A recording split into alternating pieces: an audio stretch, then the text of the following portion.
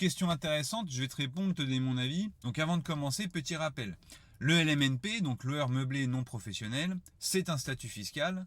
Et je pense que lorsque tu parles de LMNP, tu parles de LMNP géré, donc l'achat en résidence de service, comme les résidences étudiantes, seniors, EHPAD, tourisme et affaires.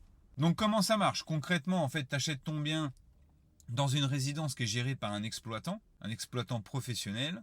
Tu signes un bail commercial avec ce gestionnaire qui te garantit, voilà, les loyers, que le bien soit loué ou non d'ailleurs. Donc résultat, quand tu achètes, dès le premier mois, tu touches ton premier loyer et tu n'as strictement rien à faire. C'est-à-dire que c'est le gestionnaire qui s'occupe de tout, donc tu n'as pas à trouver un locataire, tu n'as pas à gérer ton bien, à l'entretenir, etc. C'est vraiment un investissement clé en main, donc c'est vrai que ça peut paraître séduisant, surtout si tu es à l'étranger. L'avantage de ce type d'investissement, c'est que c'est très accessible, c'est-à-dire que je crois que tu peux acheter des biens dès 30 000 euros. Le rendement, il peut être plus ou moins intéressant suivant le risque que tu es prêt à prendre, hein, c'est comme dans tout investissement, aussi entre 3, 3,5 et 6-7%. Tu réponds à un besoin sociétal parce que effectivement les étudiants, les seniors, etc. faut les loger. Et c'est vrai que fiscalement ça reste intéressant parce que tu peux amortir le prix de ton bien et grâce au régime réel tu peux faire en sorte de ne quasiment payer aucun impôt sur les loyers que tu vas récupérer. Donc ça c'est plutôt pas mal. Mais il faut faire attention à plusieurs choses. Déjà, pour moi, c'est pas vraiment de l'immobilier. Pourquoi? Parce que en réalité, tu achètes un bien, tu en es propriétaire, mais en fait, tu n'as pas vraiment la main dessus. C'est-à-dire que voilà, tu peux pas en profiter, tu peux pas y vivre.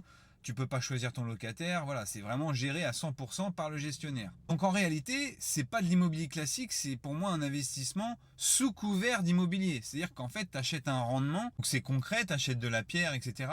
Mais du coup, tu peux pas faire ce que tu veux avec. Ensuite, deuxième chose à laquelle il faut être très attentif, c'est la qualité de ton gestionnaire. Lorsque tu achètes en résidence de service, faut bien se renseigner sur le sérieux et la solidité de l'exploitant. Parce que s'il fait défaut, t'as plus rien en gros, t'as plus les loyers qui rentrent, etc.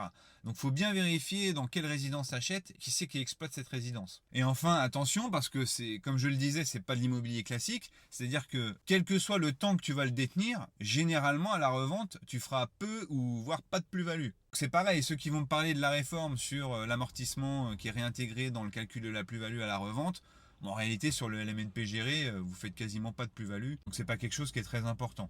Surtout quand vous achetez ce genre de bien neuf. Quand vous achetez dans le neuf, généralement vous le payez très cher.